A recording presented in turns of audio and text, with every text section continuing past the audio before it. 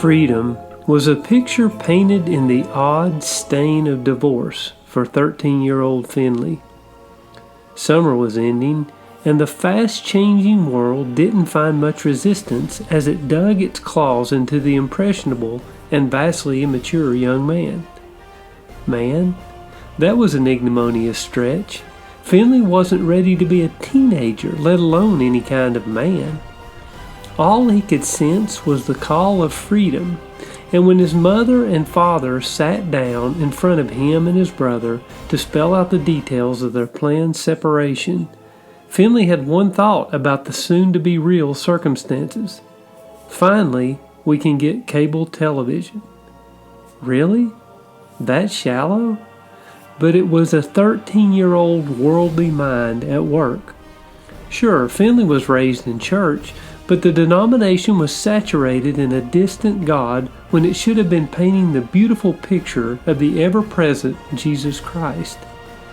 Little did Finley know at the time, but his dad would soon be gone, not just out of the house, but for the purpose of a nurturing relationship. Finley's dad was basically out of his life.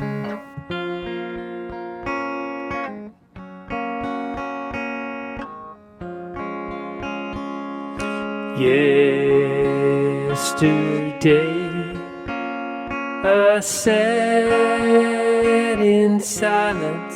In those days, distance had a way of crushing relationships like an aluminum can submitted to a fast descending foot. The only non-face-to-face communication was through a phone call, which needed a line that wasn't busy and someone at home on the other end. Literally, this could happen. A father wanted to have a heart-to-heart with his son, so he picked up the phone. Before he finished spinning the rotary dial, the son walked out of the door to hang out with friends.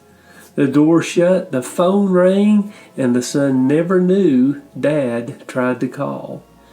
There was no voicemail to leave, no text or an email to say, "Sorry, I missed you." Those empty phone rings were nothing more than trees falling in the forest without ears to hear. But what about his mother? Was she able to step up and fill the void? Unfortunately for Finley, his mother would soon be pushing him out of the nest for good.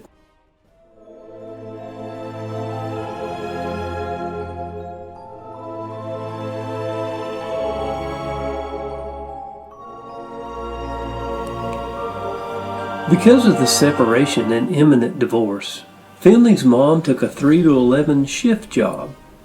That meant she was off to work before Finley got home and didn't return until after he was in bed. And it didn't pay much. Even with the child support checks from Dad, sometimes Finley had to be resourceful when he was hungry. A sleeve of saltine crackers could disappear and temporarily ease Finley's gnawing hunger. Finley spent many nights alone. His brother's rising social calendar of sports and friends often kept him away from home until late in the evening. Daytime wasn't a problem, but with the night came a terrible fear that someone was going to break into the house. It wasn't a totally irrational fear, because Finley's house had been ransacked by criminals when he was 11 years old. Even though the thieves did their dirty work in broad daylight, Finley's fears manifested at night. He made sure every curtain in the house was closed once the sun no longer cast its beam of perceived protection. In Finley's mind, if someone could see him in the house, alone, that was all the mental ammunition they needed to break in.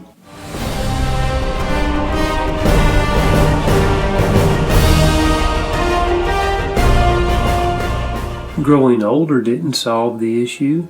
Finley was still afraid as a 17-year-old high school senior, very similar to his mindset from 4 years earlier.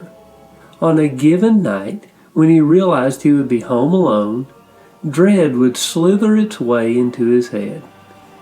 Unfortunately for Finley, his dad's departure to another part of the city, and then to another city, and then to a new family, further hindered his development.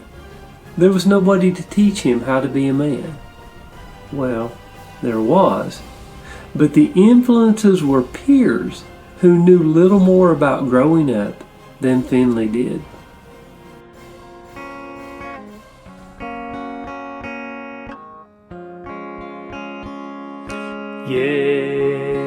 Yesterday I sat in silence.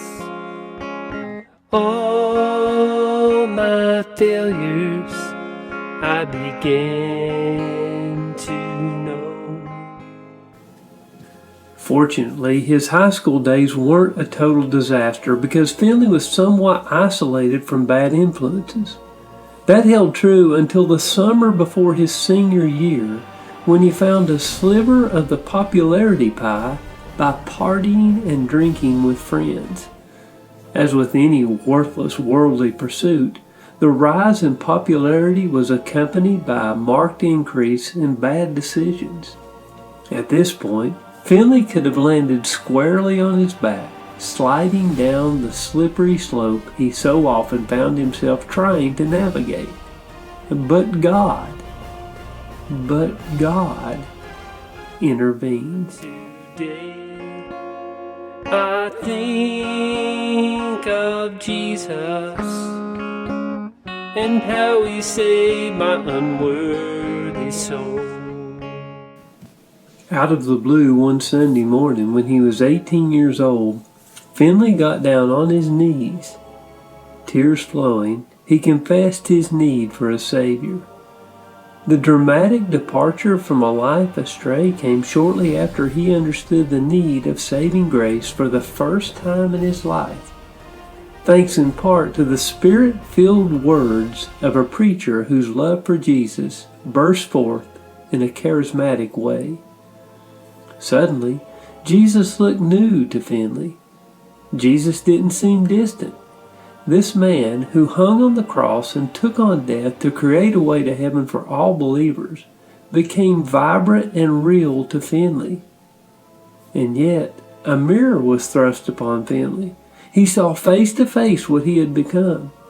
The massive failures hit him hard and overwhelmed him.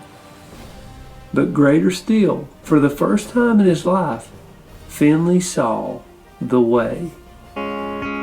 My heart aches for you to see what it meant that day on Calvary. My heart aches for you to run. Perhaps the next step in this story should have been a completely changed life. After all, wasn't that what happened to Saul? There was a change in Finley's heart, but the growth in his faith walk was start, sputter, stop. Start, sputter, stop. One step forward, sometimes 5 steps back.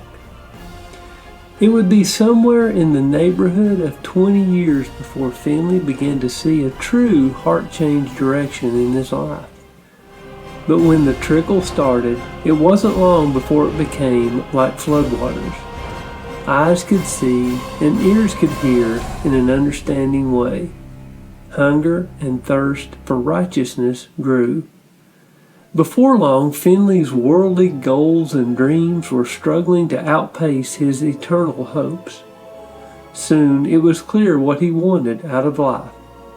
It was the most simple of goals.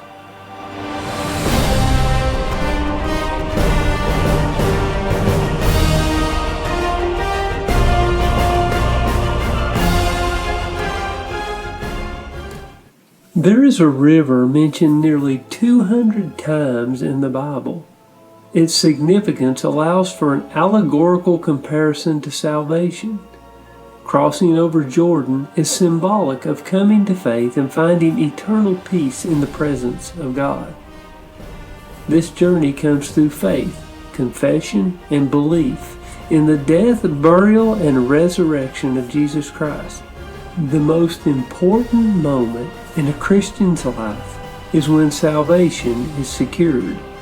However, Once that moment comes, a new life direction begins. To Jesus on the shore, while the land is dry. To Jesus on the shore, in the sweet by and by.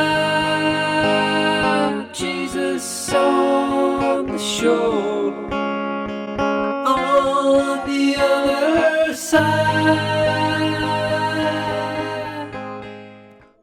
It has been said, with great knowledge comes great responsibility. Once a person experiences saving grace, great knowledge, life takes on a new direction, great responsibility.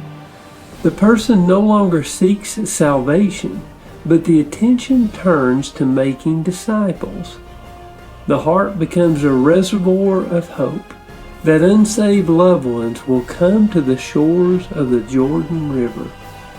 For Finley, there were people in his life he couldn't imagine spending eternity without. His heart ached for loved ones to see the truth of the cross.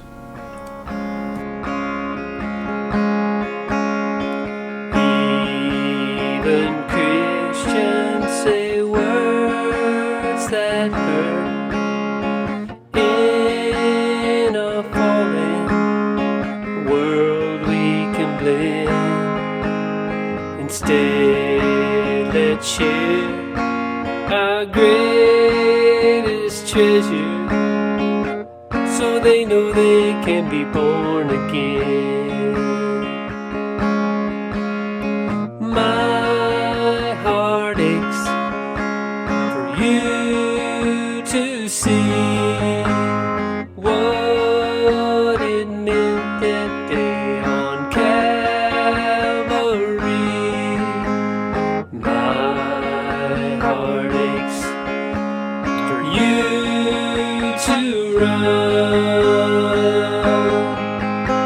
to Jesus on the shore, while the land is dry. To Jesus on the shore, in the sweet by and by. Jesus on the shore, on the other side. That they would find the shore,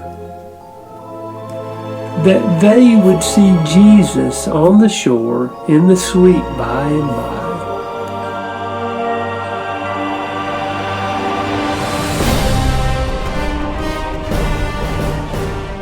On the other side of Jordan, of Jordan, of Jordan, he waits.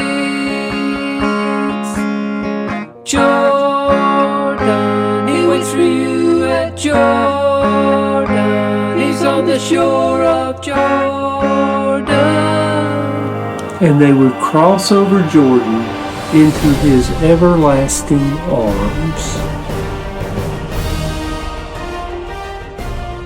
He